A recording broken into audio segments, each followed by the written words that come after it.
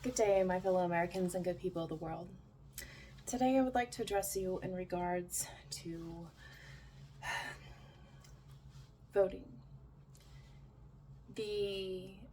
Today marks a day in history where women finally got recognition that they too are a part of this democracy, and the framework for the women's right to vote was established.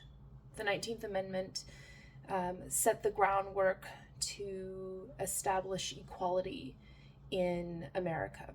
And we haven't quite got there yet. We're still part of the fight of achieving equality in America. But one of the groundbreaking determinants was to be able to achieve the 19th Amendment.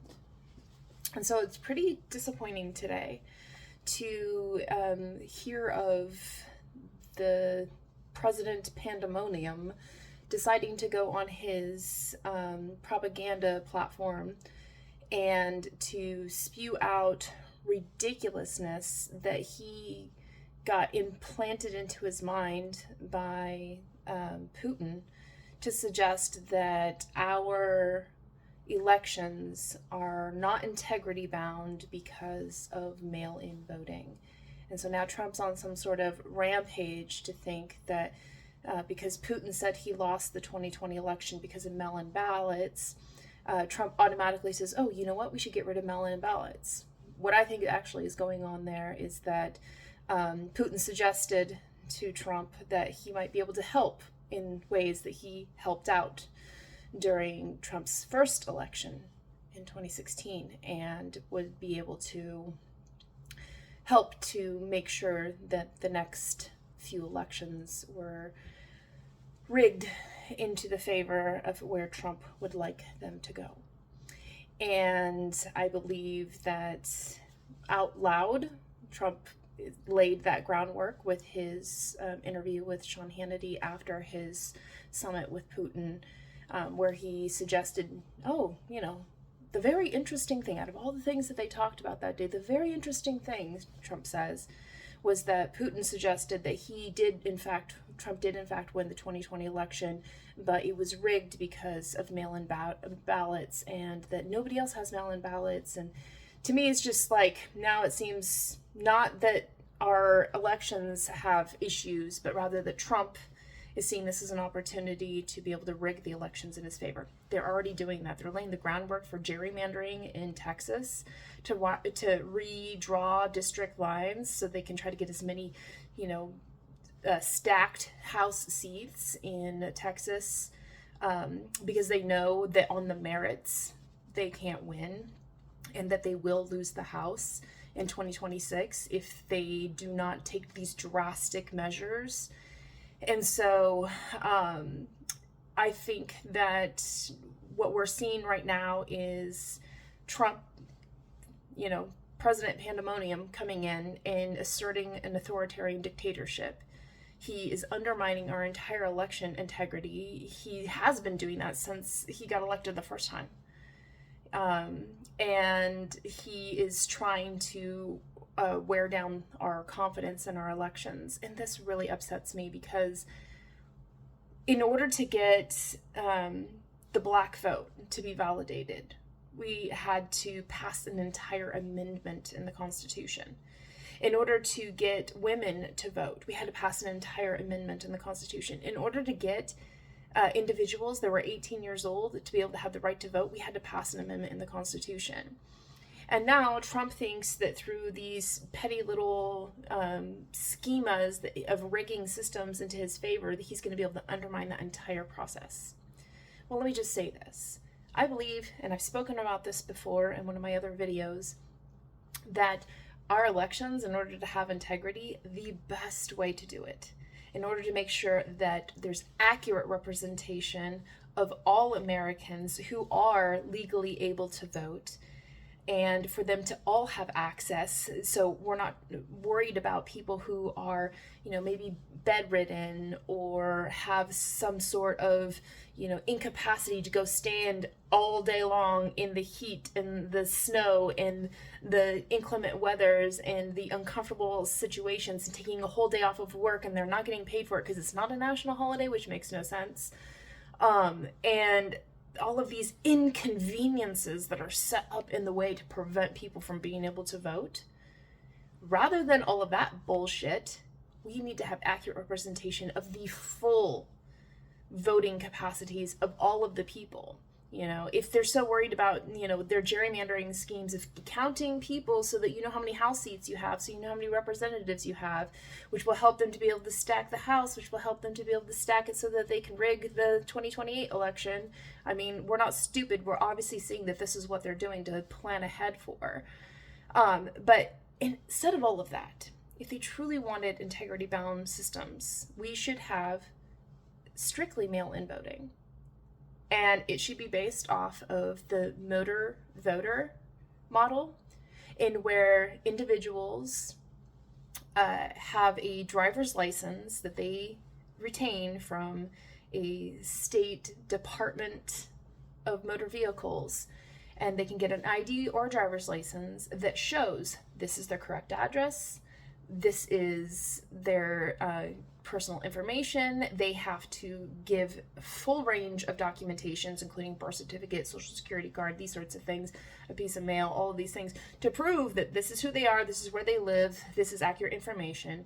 And that state-issued government ID verifies everything that would be necessary in order to prove that they are valid for voting.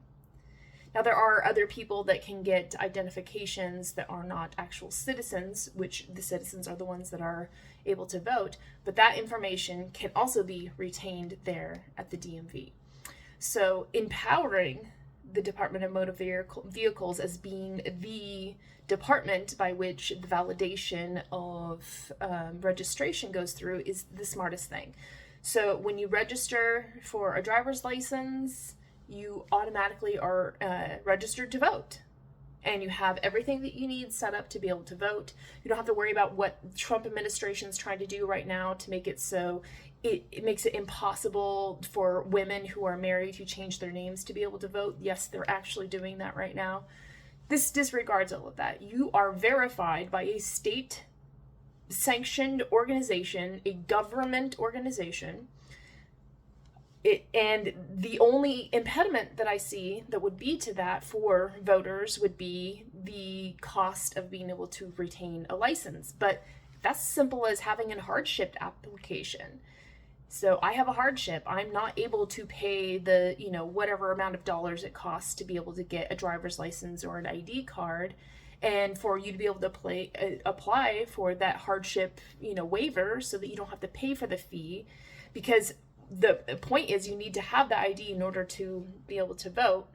And so we need to make sure there are no barriers, including financial ones.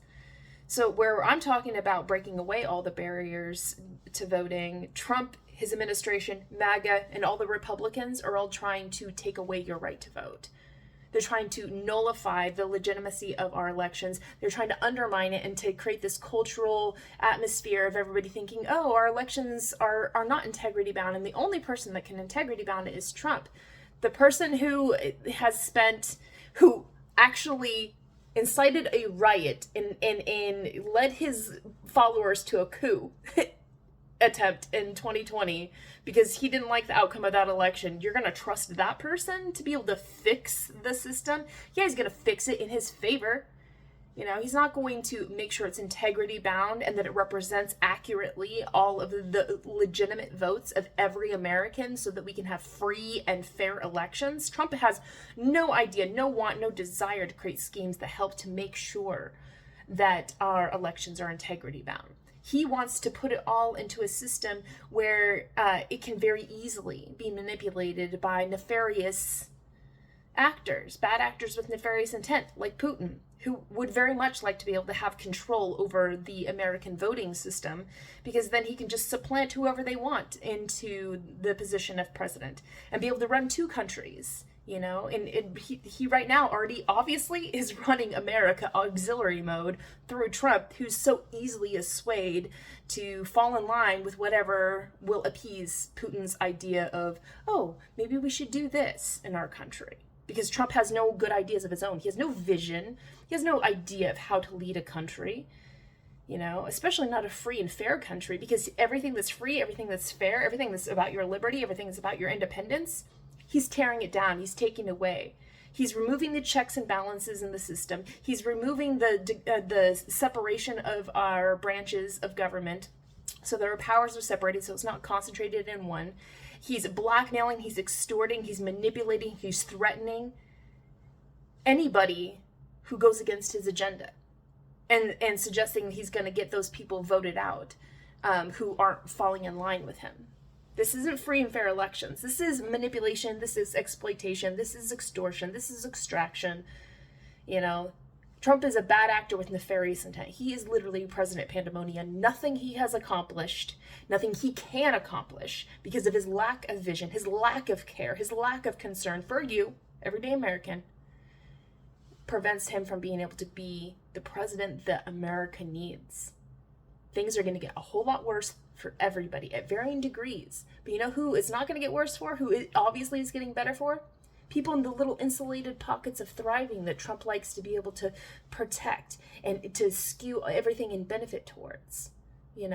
He's willing to take money away from things that help make everyday Americans' lives a little bit easier, the struggle a little less hard, that we've established over the years together, because we recognize, man, we got to be in this together or we ain't going to make it as a country. And he's taking all those benefits that we created mutually and rigging it to help to prop up the fact he wants tax cuts for himself and his buddies. That's not caring about you. So what I'm suggesting here is we create an election system that can help us to eventually get rid of the Electoral College, which is completely the aspect that is most corruptible about our elections right now, proven by Trump's attempt in 2020 to overthrow the election, because he knew if he just disregarded a couple of the electoral votes that he would be able to be deemed and declared the winner. So that system is very easily skewed and manipulated. But there's a way to create an integrity-bound system that is based off of the motor voter registration. You have a driver's license and your ID through the state. It proves that you are of age. You are the person who you say you are. You were born in the United States. You are a naturalized citizen. You are verifiably eligible to vote as a citizen of the United States of America. And you are automatically registered to vote. That you don't have to go through this extra step of registering to vote. And that through that process, the DMV can send you a letter to say, hey, just to let you know that elections are coming up. And that's a great way to educate people about, the importance of our elections. Not swaying them to vote for one person or another, but to say that part of your duty, part of your responsibility, part of your job as an American citizen is to vote. To make sure that your voice is heard and everybody else's voice is heard, because it counts, it matters, and we need to have that so that we have accurate representation of the actual will of the people. So somebody like Trump can't come in and, fudge the numbers with some poll that he likes because it's from some company that likes to skew things into his favor and say, I won the popular vote. And so we don't have to worry about those sorts of things. A separate individual entity that makes sure that the people are informed, elections are coming up, and this is what you have to do in order to accurately vote, and that and we're going to be sending you your ballot. And then when it comes time for the ballot to arrive, it arrives via the mail, and there's a specialized department within the United States Postal Service that is empowered to be able to manage all of the voting. They send in the ballots based off of their collaboration with the DMV to say, okay, check, this is the address, check, this is the person's name, check, this person can, vote. Okay, we're going to create a ballot based off of that information. We're going to send it to the correct address. And then when that information is then processed in you receiving your ballot in the mail, it's confirmed through the DMV. It's confirmed through the post office to say, we just want to make sure that you know you should have received your ballot by now, and that if you have, that's great. This is the time frame you have to be able to fill it out and get it to us in a timely manner. And then when you're ready to turn it in, you can either turn it in directly to the post office, which is the safest and securest way.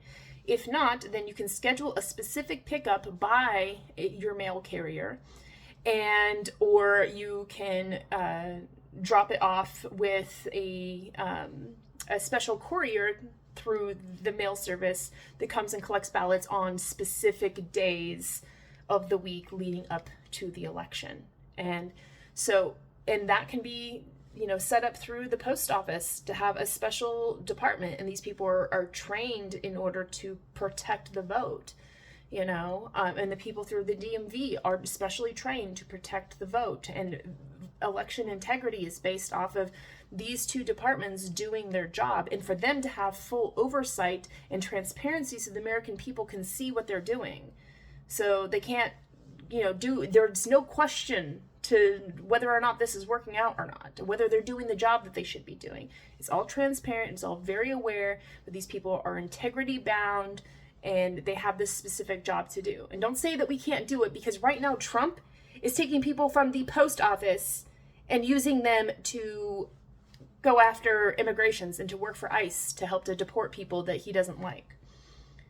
So it's not like we can't deploy the post office and the DMV to be able to do these two very critical, crucial, important roles.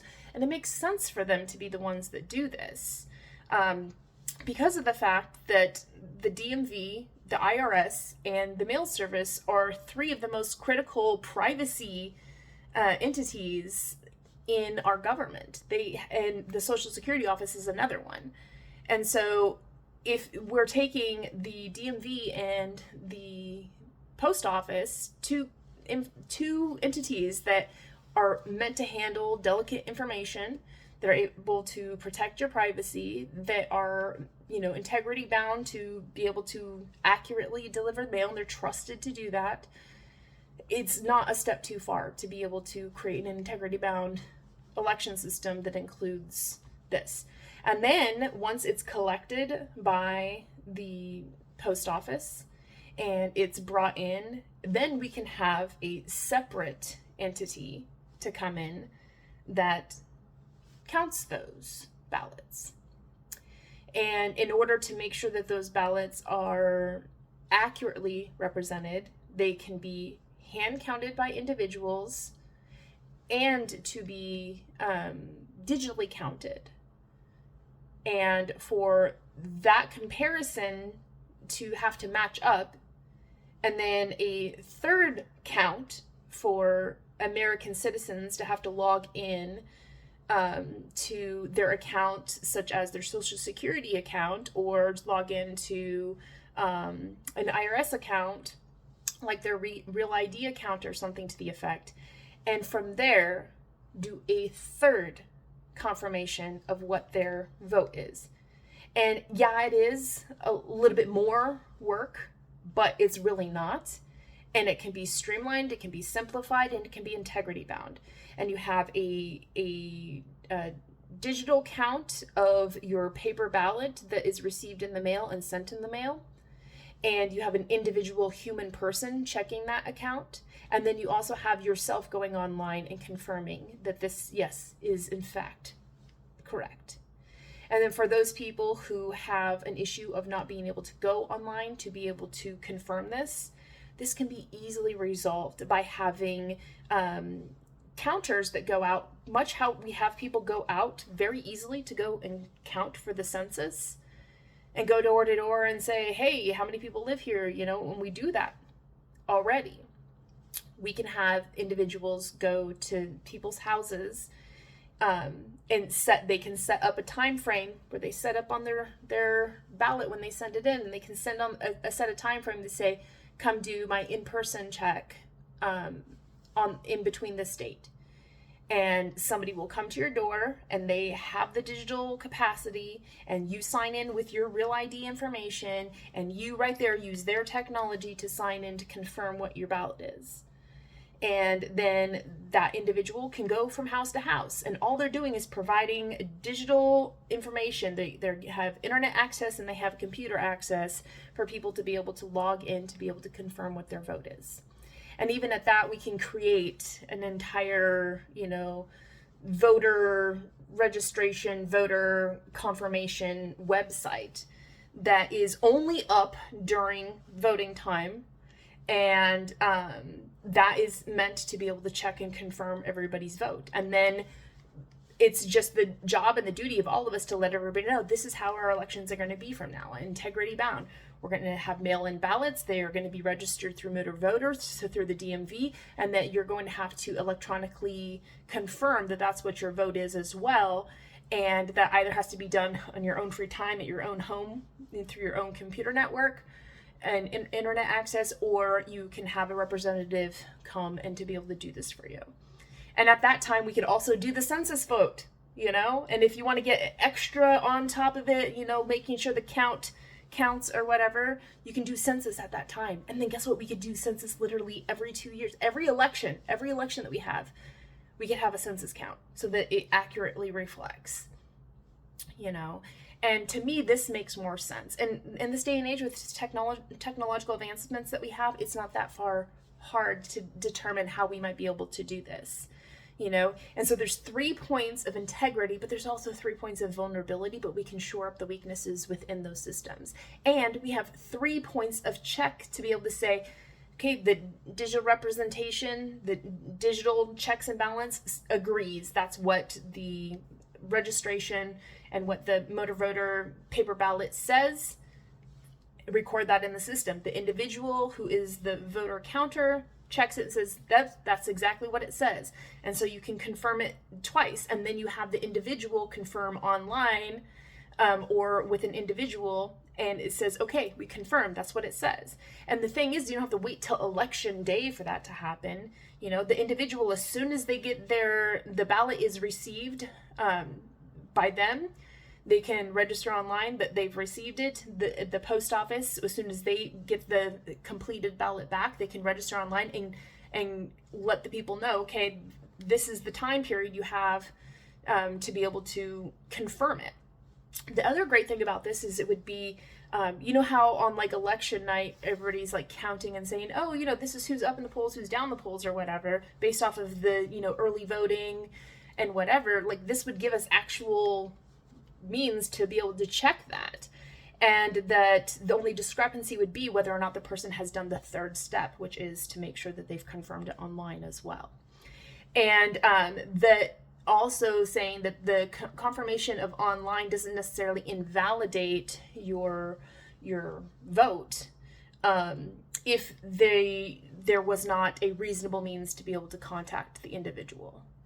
So that being the one that's probably the weakest link out of everything, creating the infrastructure necessary to be able to do that would be a challenge, but it is a doable thing. And I still think that would be maybe not necessary, but could be that extra check and balance system that will help to reconfirm for everybody the integrity of our elections.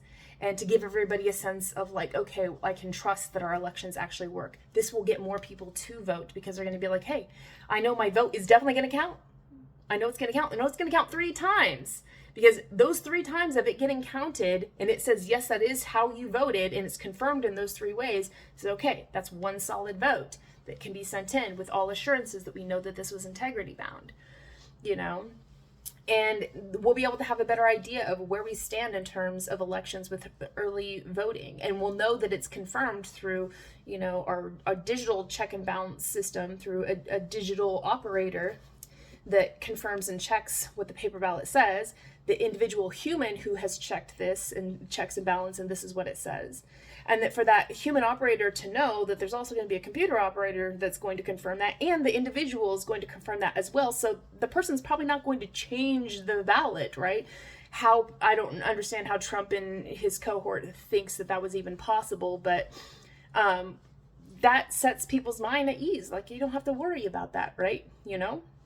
And so instead of, trying to rig systems to prevent women who have, or anybody who has had their name changed from being able to vote because what's on their birth certificate doesn't match what's on your ID and your voter registration, that gets eliminated. That whole problem, gone. We don't need that. We don't have to worry about, creating a disenfranchisement of women or people who have changed their names in order to say that's election integrity. No, there's better ways to do that. And modeling it off of the motor voter, you're automatically default registered to vote. And then you can vote in advance, and you can vote directly. You can make sure that you send your ballot directly to the post office. There are integrity bound workers in every department, and your information gets triple confirmed by you online. And if there's any discrepancies between those sorts of things, it's not that your vote doesn't count, especially if you do it in advance and it says, oh, there's a discrepancy. Well, then you are alerted as the voter and able to make a change if there is a change that's necessary, or to request that there is an investigation as to why this isn't aligning up. And then we only have 3 ports of information that you have to go through to say, okay, well, where is the error in this? And so the idea of having this sort of system would help to be able to bring integrity back into our elections. And we definitely need that now more than ever. And to me, it's very disturbing that Trump chose on the day that we confirmed women's right to vote is the day that he is suggesting that he's going to take measures to complicate the vote and to ruin one of the things that actually is integrity bound. More trustworthy than some, electronic voting machine, more trustworthy than just paper ballots alone, more trustworthy. This is an integrity bound. We have a 3-way, point system that we can make sure that, yes, this information is correct. And yes, this person is capable to vote. And that a lot of the problems that we have with, voters not knowing what day the election is, or to not know how to vote or where to go to vote.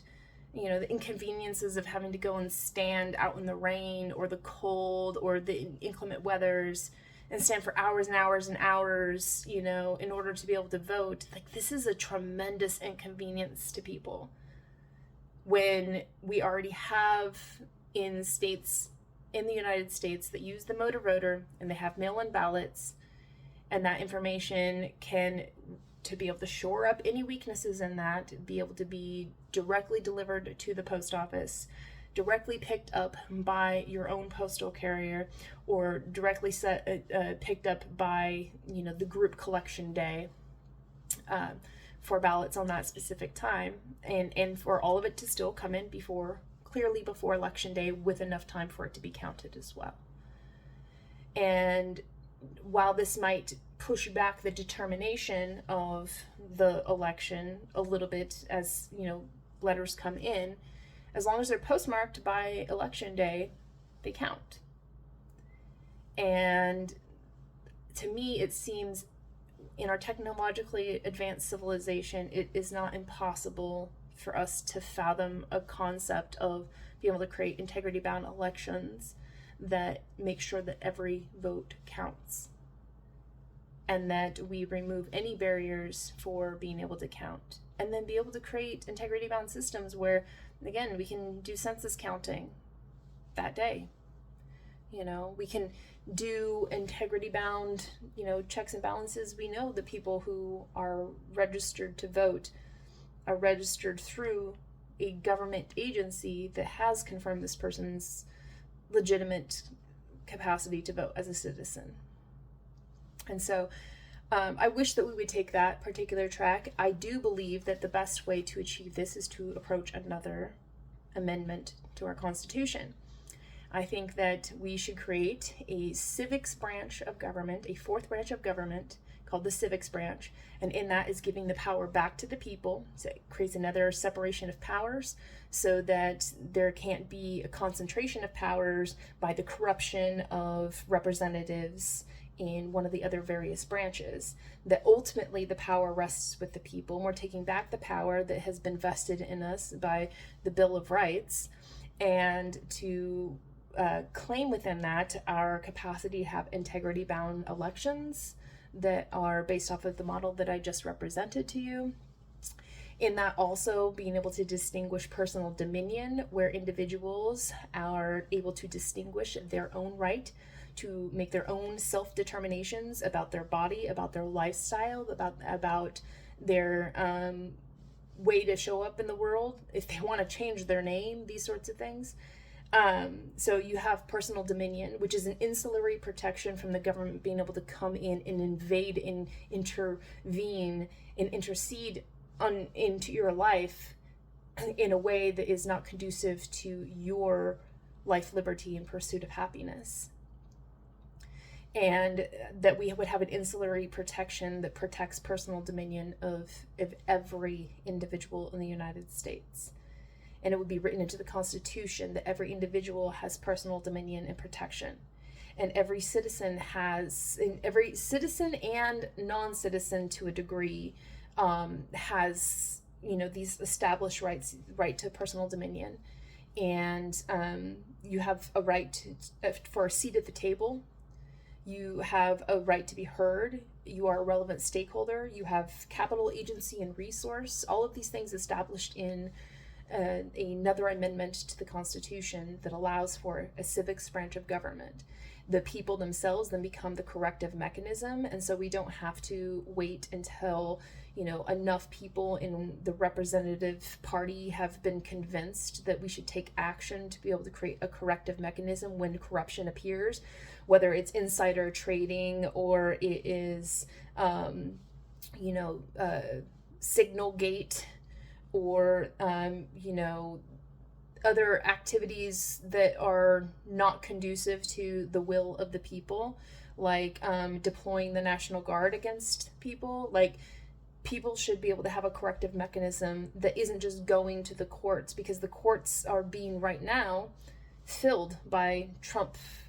Trump is stacking the courts into his favor.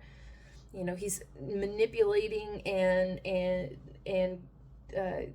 converting representatives in the House and in the Senate to lean towards him, because he's making it a do or die. You're either with us or you're against us, and you don't want to be against us because I'm president and I am willing to do all kinds of terrible things to people.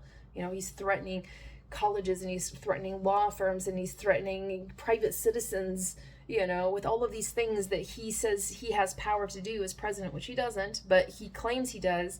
But now he's in a position where he's been given immunity, so who's going to stop him?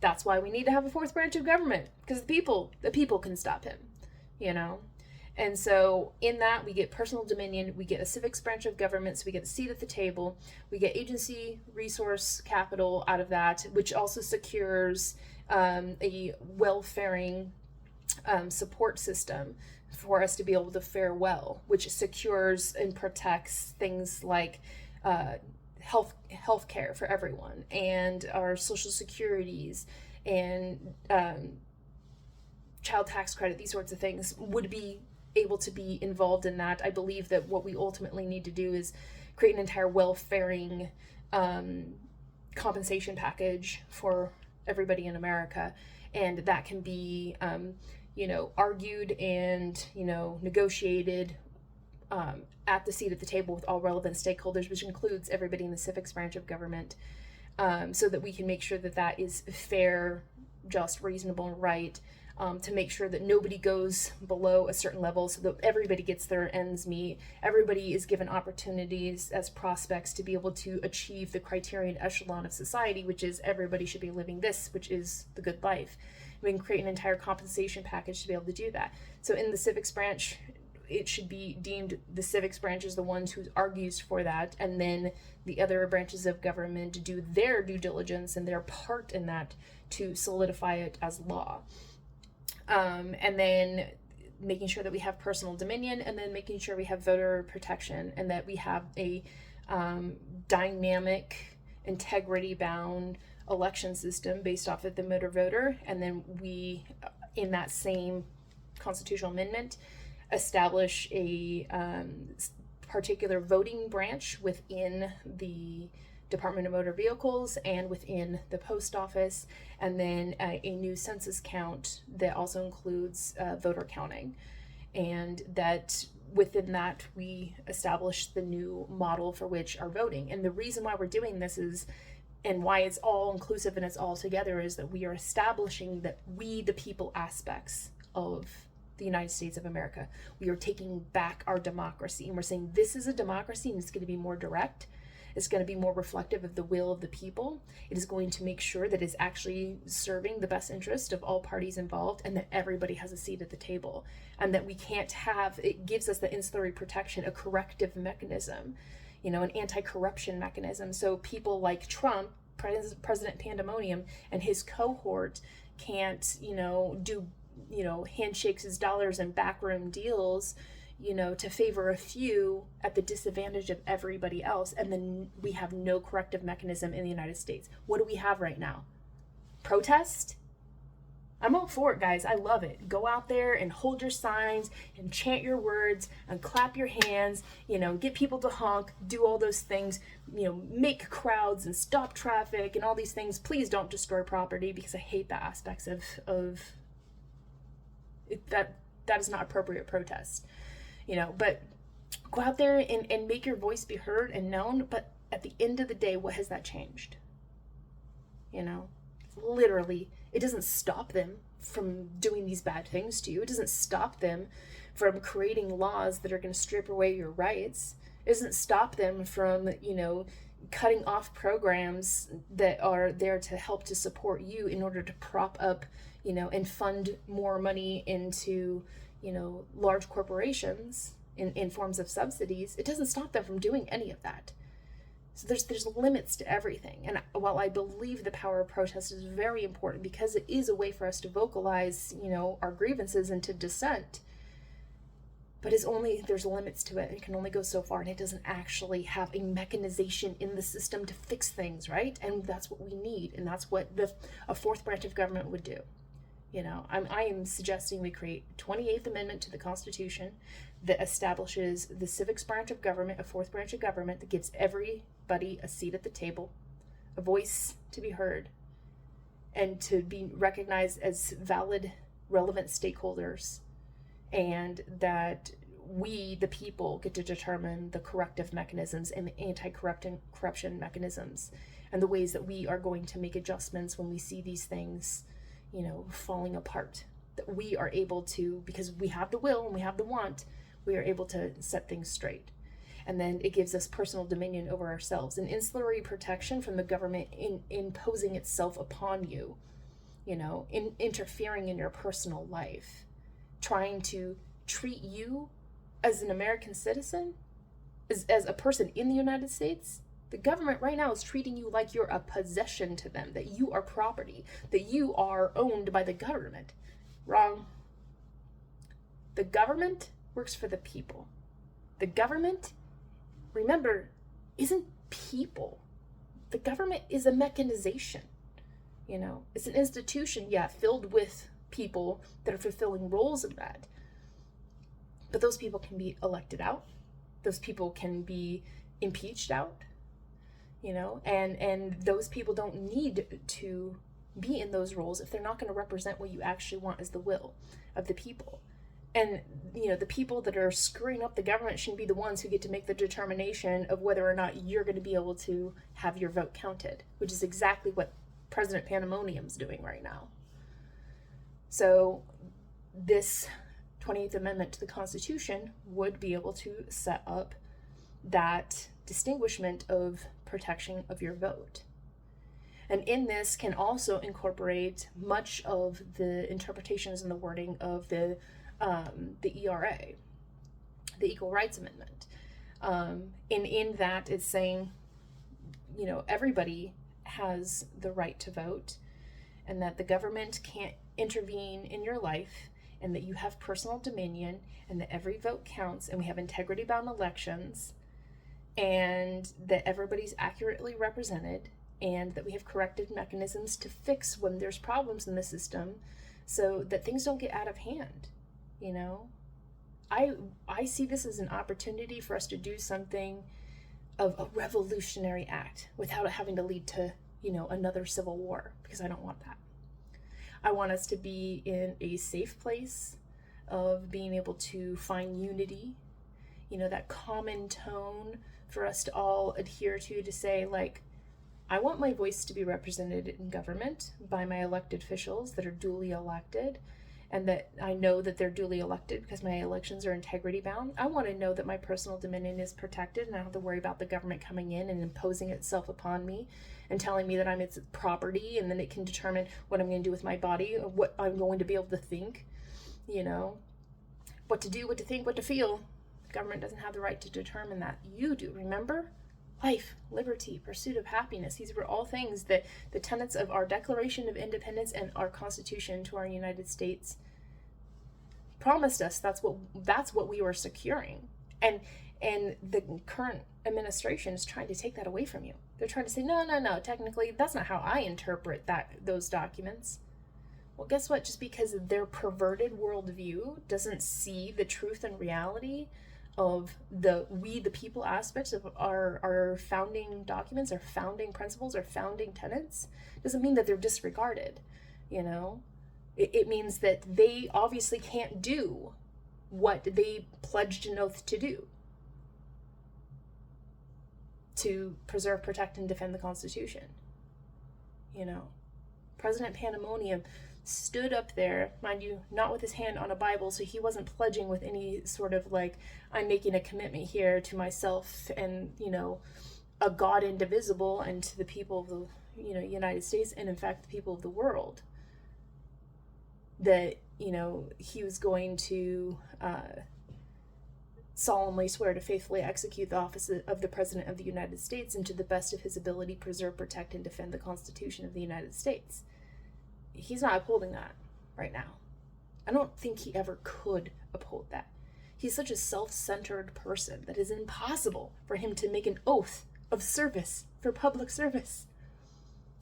Because the only service he sees that he's obliged to do or obligated to do is to be of service to his little insulated pockets of thriving of these, you know, people in the upper echelons of society who are the deviants, who deviate away from what we the people represent, that deviate away from the capacity for us to create, you know, a ever more healthy, sustainable, just, fair, peaceful, stable, domestically ordered nation of free people.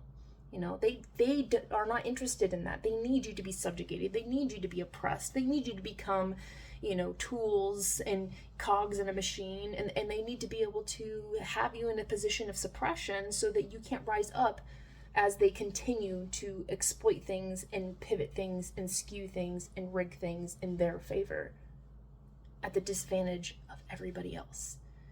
We don't need a system like that.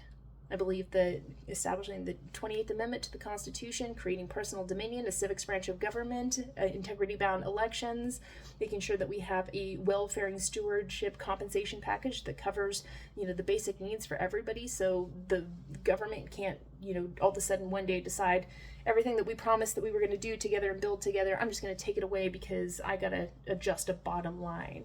You know, instead of thinking the smart thing to do, like there's two ways to fix a budget problem. You either increase your productivity and your incomes, or you reduce the amount of outputs. And guess what? The only thing that they're looking to do is reduce the outputs, because the increasing the productivity aspects of it would require for them to make sure that the elites aren't able to take as more than their fair share of things. And they're not willing to do that. They're rigging systems so they get more, you know. And so our deficit is being exploded. The big, beautiful bullshit bill that was passed cut off all these necessary programs that were just holding people's head barely above water so they weren't struggling as much. But granted, weren't really doing what they needed to do to make ends meet for everyday Americans. And saying, just because we don't care about any of that, now we're going to make sure we get tax cuts for the rich. and more subsidies for them and their programs, and more money for the military, and more outrageous amount of money to, fund into a deportation system, because while we're busy distracting you with deportations, the thing you really care about, they're the true enemies. The government themselves are your enemy. And they're doing harm to you, intentional harm, causing you, inflicting, harm on you. It comes down to the fundamental difference between doing something for you because they care, and doing something to you because they could care less. And that's where we're at right now with President Pandemonium. He could care less about you and your everyday problems. He's not looking for solutions to be able to make the system more fair, to make sure it equally represents everybody. He wants to make it more rigged into his favor, in the favor of, those in his deviant echelon of society. Those that will leave whole populations of people by the side of the road. And then, mind you, they'll call in the National Guard, load them up with weapons, and then pin you off into some concentration camp because they got to have clean streets, So first they create the problem of you having no housing, because they're not going to invest in building housing. They're going to increase the cost of living, push you out with all the rich people that are going to inflate the cost of living. And they're not going to increase your wages, so it's not going to be easier for you to be able to afford to live. They're going to literally eat the substance of your life and everything that you have. They're going to remove all of the provisions of the social safety nets that we've created over time that were helping us to, get along. Maybe not make everybody help to make ends meet, but we were getting along. And they're going to take all of that stuff away, and then you're going to be left by the side of the road, and then they're going to come and they're going to swoop you up with the National Guard, and they're going to cart you off to some disappeared place, and be done with you, because out of sight, out of mind, you're not their problem anymore. That's their solution. That's their progress. That's their plan, and they're not standing on some podium saying, this is our plan.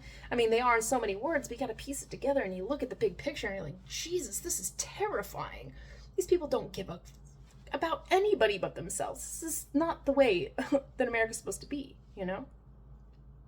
So we need to create a new amendment to the Constitution that takes back our rights, reconfirms that we are a nation, a direct democracy, we the people, and we republic. We are a direct democratic republic, and the Republican is that we get to vote people in and out that reflect the needs of now, befit the times, how we need to be represented in these various branches of government to make sure that they are doing public service for the good of all. Government is not some almighty authoritarian power as President Pandemonium is trying to make it out to be. The government works for the people, and now it's time for the people to say, we're going to do some of that work ourselves. Take back that power, And if we're also establishing a welfare and stewardship compensation package that includes universal basic health care for everybody, make sure that, we give youth a future, old age a security, good and decent work for everyone, and opportunities for people, and then the necessary boundaries that say anything that goes below this boundary, we know that people are not going to be able to make ends meet. So we need to have the capacity socially in our infrastructure system, a constructed system of helping to make ends meet into a core idea of eudaimonia, which is well-being. And if we put that at the core, and then we understand we have to have the necessary components to make ends meet, and that there's going to be a boundary where people are going to not have enough to make their dollars stretch, or not have enough, or something's going to happen, pandemic's going to happen, or something's going to happen where they're not going to have enough to make ends meet, to be in that state of wholeness, live in the good life, in a state of well-being. That's the core. The good life, living in a state of well-being, that's our core. And so within that boundary, we have to be able to help people make ends meet. And for those that don't need the help to make ends meet, and they can already make those ends meet themselves, that's great. But you know what? That system's there for you. We got your back if anything happens, And then beyond that, we have to say that, we have a system that is all about creating prospects of opportunity that go in to help build people's capacity up from, this meager means, on the brink, can barely make ends meet. And then we have to have systems that build up within our infrastructure to help people to level up at life, so they can move from meager means and through to modest means up into the prospect echelon of society, which is where, everything that we do is all about helping you to take on initiatives for yourself so that you can reach the criterion echelon. But understanding that, we're an interdependent nation. We are here to help each other. Your success, my success. I can't, but we can. And so we have infrastructures from the prospect echelon of society leading up to the criterion echelon of society, which is the ideal. Everybody lives the good life there, right? So our core principle is that everybody must be well, in a state of well-being, so they can live the good life. Nobody gets left behind, We're doing this without the disadvantage of anyone, and we're doing so in such a way that says it needs to work for everybody. We're making the system work for everybody. And then we're leading everybody up to the criterion echelon of society where everybody lives the good life. And then beyond that is many more levels of opportunity for you to expand, where you get into the upper echelons of society, where it's okay that, you're a millionaire, whatever, good, strive for it, but you can only go so far when you start getting too extreme and the gap between the criterion echelon and then where you're at is too far, then we need to have a barrier point within there where it's like, we're going to have a scrutiny boundary, where we're going to scrutinize any sort of earnings that are beyond that. Are you really doing that through honest means, or is this through nefarious means? Because we should have a corrective mechanisms that's triggered to say, I don't think anybody should be making that much money, and I don't think it's possible for anybody to make that much money through legal, reasonable means, and so you're scrutinized in that capacity. And then, within that or anything above that, is where then you get into the boundary of the deviant echelon, people who are deviating away from the capacity of doing what it takes for us to be in full, complete support of an entire, structural, institutionalized, governing, democratic system that makes sure that, America works for everyone without the disadvantage of anyone, so that nobody gets left behind and everybody lives the good life. And anything beyond that, then we have within the scrutiny level corrective mechanisms that help to bring things back down into reality, and not because we don't want people to strive and to grow in wealth and in power and influence and these sorts of things. No. Like, we want people to strive. That's a good thing. But there's limits to everything. And if it becomes a gross perversion of that to the point where you're able to buy elections, that's not right. The capacity for you to buy up and monopolize everything so people have no other choices, and then we don't really have a free market system. Capitalism's not really working, if you have all of these large corporations that amass all this money that are able to buy up these smaller companies, and then you are left with no choice but to have to use their services despite the fact that you don't want to. We shouldn't have such a system. Free market society should be able to be an actually true free market. And that we should not be able to allow people to build up amassed wealth to create monopolizations, And then at that scrutiny point, we should start making corrective mechanisms that say, once you reach that scrutiny boundary, you're going to have to be making sure that you're investing back into the infrastructure, everything in between that you have actually benefited from. Maybe you've made your way up to that point through it, so you've benefited from it, right? And that everybody that works for you, everybody that shops for you, all your customers, all your clients are all dependent on that. And so you benefit directly from everything else that we've created. So you have to do a return on that investment. You have to give back to the system to make sure that things stay in accords and a balance. And to make sure things don't get stretched too far out of the way. And then triggers the system to say, like, well, are you really doing this through ethical means?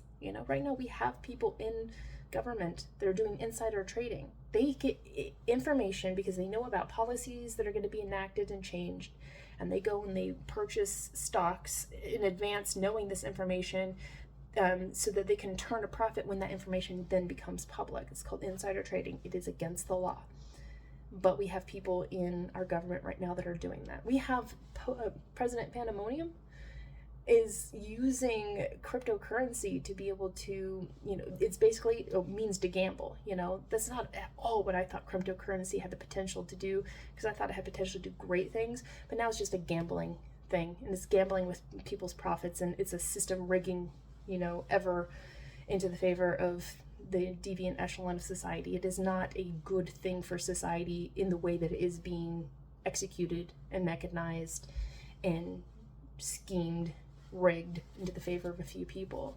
But that's all very much the same thing. I mean, people could literally bribe the president through those means, and there's nobody to stop him. Why? Because the person that would stop him would be people in government who aren't going to stop him because they're part of it too. So we, the people, should be able to have a corrective mechanism to kick those people out if this is the case. You know what I'm saying? So with that, I'm going to wrap up in the idea of, again, we have to be able to get ourselves in a very simplified position of restoring our democracy, taking back the power of the people, making sure that we define the people of the United States, part of our founding documents.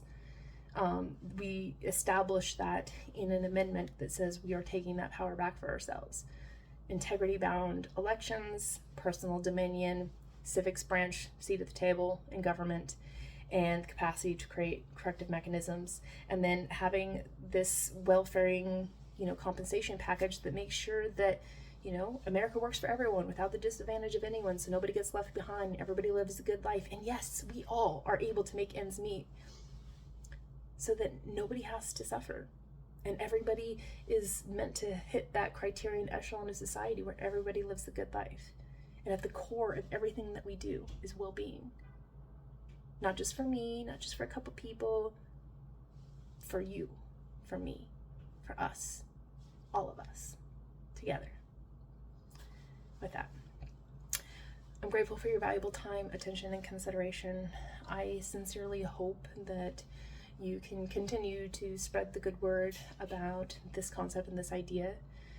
Make sure that we voice to our government, our elected officials in the world, how much we care about our election integrity. Stop President Pandemonium from stripping away our voting rights. Because especially on a day like this, where, we were able to solidify the 19th Amendment to make sure that women had the right to vote, we should go a step farther to make sure that we make all of our voting integrity bound, create the Equal Rights Amendment, infuse that into a 28th Amendment of the establishment of a civics branch, and that the civics branch includes all of these things that say, this is how we take back the power of the people, and with that, until next time, I appreciate you for your valuable time, attention, and consideration. Be well.